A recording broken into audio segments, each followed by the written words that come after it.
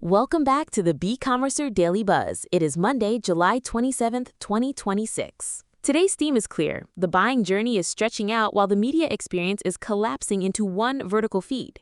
Parents are beginning their back-to-school research early but delaying the final purchase. At the same time, Facebook is testing a TikTok-style opening experience. Creators are becoming a permanent part of the media plan, and Google is giving AI more control over shopping campaigns.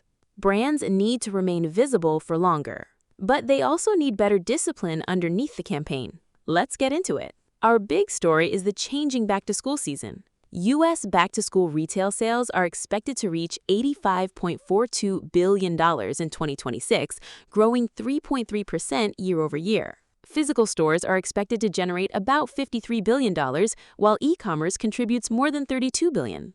The spending opportunity is growing, but the timeline is becoming less predictable. Only 48% of planned spending was expected to happen by the end of July, compared with 61% last year. Parents are researching earlier while delaying the final transaction. They are moving between search, social feeds, streaming services, shopping apps, retail sites, and physical stores as they compare price, inventory, and promotions. Only a small part of the audience is ready to purchase at any particular moment. Some shoppers are collecting ideas, some are building lists, others are waiting for a promotion or watching inventory. A retailer that focuses only on immediate purchase intent may convert efficiently but miss much of the season. A retailer that repeats the same discount for months may reach more people while teaching them to wait for a better offer. The better approach is to plan the season as a sequence. Begin with planning and inspiration. Move into product comparison, demonstrations, and proof. Then increase urgency as inventory, delivery deadlines, and school dates approach. Helpful content has a commercial role before the customer is ready to buy. Shopping lists, budgeting guidance, dorm room ideas, sizing information, and product comparisons can reduce the work of planning. The objective is not for every post to close the sale. It is for the campaign to remain useful and recognizable throughout the journey. Now let's move to vertical video. Facebook is preparing to test a video-first opening experience in selected markets. Some users will open the app directly into a full-screen video feed similar to TikTok. This reflects a larger convergence across social and media platforms. TikTok, Instagram Reels, and YouTube Shorts already use full-screen algorithmic feeds.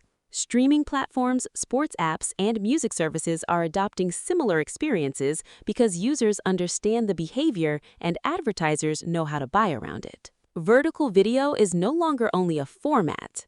It is becoming media infrastructure. For marketers, the question is no longer whether to produce vertical creative. The question is how to build a repeatable operating system around it. Global creator advertising spending is approaching $44 billion. That means creator sourcing, briefing, usage rights, paid amplification, brand safety, and measurement can no longer be managed as one-off experiments. But scale should not mean forcing every creator into the same script. A founder story, demonstration, customer reaction, expert explanation, and cultural response perform different jobs. Brands need a diverse library of credible content, not a factory producing nearly identical clips. Now, let's look at how platforms are becoming seller operating systems. Meta has introduced Seller, a dedicated app for frequent Facebook Marketplace sellers.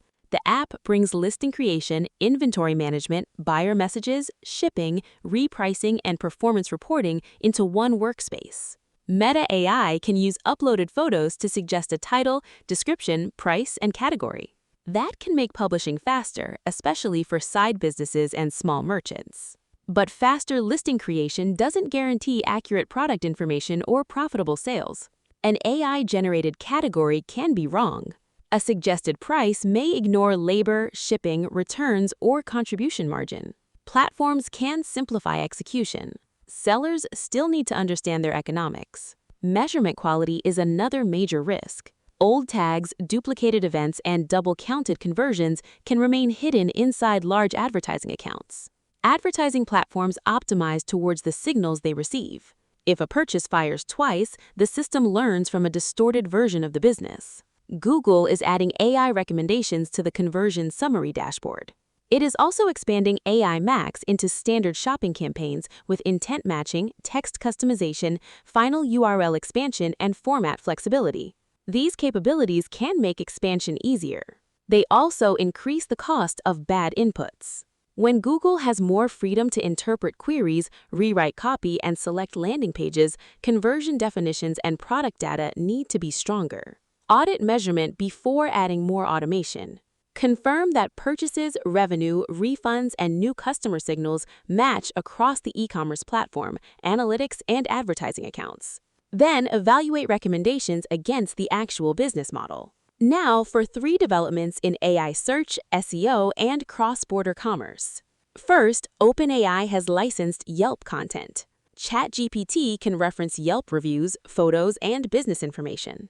Yelp's Request a Quote capability may also help users connect directly with local service providers.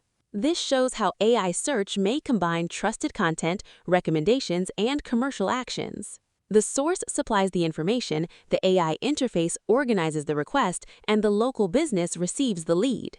Local companies should keep directory profiles, reviews, photos, services, availability, and contact paths accurate. AI visibility becomes more useful when the customer can move directly from an answer to a quote, reservation, or appointment. Second, robots.txt rules are becoming more complicated as sites manage more crawlers. Google has clarified that a crawler-specific section can override broader wildcard rules. Site owners should also remember that robots.txt controls crawling, not indexing. A no-index directive may be necessary when a page should stay out of search, but the crawler must be allowed to access the page to see it. Keep crawler rules simple and test them after changes. More rules do not automatically create more control. Third, Shein's latest results show how quickly policy can change cross-border economics. The company reported a quarterly loss as higher duties and slower growth affected performance. The removal of the U.S. de minimis exemption increased expenses and reduced the advantage of direct low-value parcel shipping. Cross-border brands should model duties, parcel fees, compliance costs, regional warehousing, pricing changes, and return logistics before scaling a market. Strong advertising cannot protect a business when the landed cost assumptions change. Before we finish, let's return to the larger lesson. Retail journeys are getting longer, but feeds are getting faster. Platforms want more video, more listings, more automation, and more commercial actions. Trust cannot be added after the campaign is finished. Customers will judge whether the product was represented accurately, whether the price was fair, whether the delivery promise was kept, and whether problems were resolved. The competitive advantage is not simply producing content faster. It is connecting faster content with accurate data, disciplined measurement, and reliable customer outcomes. That is all for today's Beecommercer Daily Buzz. See you next time.